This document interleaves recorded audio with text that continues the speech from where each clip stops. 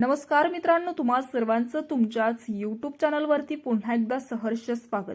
मित्रांनो, तुम्ही जर चॅनलवरती नवीन असाल तर चॅनलला सबस्क्राइब करा। बीड जिल्ह्यातील केज तालुक्यातील मस्साजोगचे सरपंच संतोष देशमुख यांच्या हत्या प्रकरणी मोठी अपडेट समोर आली आहे।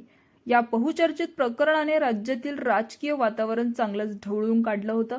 या हत्याकांड प्रकरणी गुरुवारी 8 जानेवारी बीड येथील विशेष मोकोका कोर्टात सुनावणी झाली आहे। या सुनावणीत पुराव्याची मागणी, देवाणघेवाण, आरोपींचे अर्ज आणि तांत्रिक कागदपत्रावर जोरदार खडाजंगी पाहायला मिळाली। या प्रकरणाची पुढील सुनावणी आता 23 जानेवारी 2026 रोजी होणार आहे। नेमकी झालं काय आजच्या सुनावणीत जाणून घेऊयात। या प्रकरणातील महत्त्वाचे डिटेल पुरावे, डिजिटल पुरावे असलेले पेन ड्राईव्ह सर्व आरोपींना उपलब्ध करून द्यावेत असे आदेश कोर्टाने दिले आहेत। पुराव्याच्या पारदर्शकतेसाठी आणि ही मागणी आरोपी पक्षाकडून करण्यात आली होती। त्यावर कोर्टाने आरोपींना पेन ड्राईव्ह देण्याचे निर्देश दिले। त्याचबरोबर लॅपटॉपची क्लोन कॉपी आणि तपास अधिकाऱ्यांची म्हणणे आरोपी पक्षाने पुराव्याचा भाग म्हणून लॅपटॉपची क्लोन कॉपी मिळावी अशी मागणी कोर्टासमोर केली।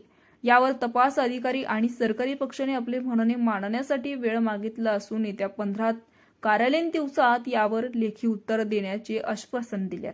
या खटल्यातील काही आरोपींनी आपले वकील बदलण्याची मागणी केली आहे। यावर विशेष सरकारी वकील उज्ज्वल निकम यांनी आपले लेखी सादर करावे असे निर्देश कोर्टाकडे दिले।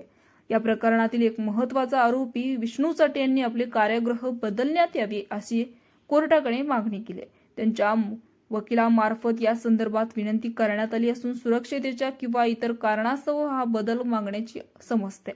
सरकारी पक्षाकडून पुराव्याची यादी सादर आजच्या सुनावणीत सरकारी पक्षाने कलम 330 नुसार कागदपत्रावर आधारित पुराव्याची सविस्तर यादी कोर्टासमोर सादर केली आहे।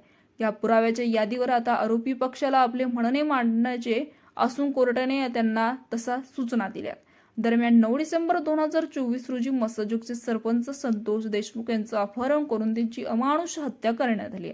या प्रकरणात वाल्मिक कराडसह अनेक आरोपी अटकेत आहेत। या प्रकरणाचा तपास SIT CID करत आहे। या प्रकरणातील तांत्रिक पुरावे आणि डिजिटल डेटा खटल्याच्या दृष्टीने अत्यंत महत्त्वाचा ठरणार। तर मित्रांनो, याविषयी तुमचं मतही तेवढंच महत्त्वाचं आहे। कमेंट बॉक्समध्ये नक्कीच कळवा आणि चॅनलला सबस्क्राइब करा।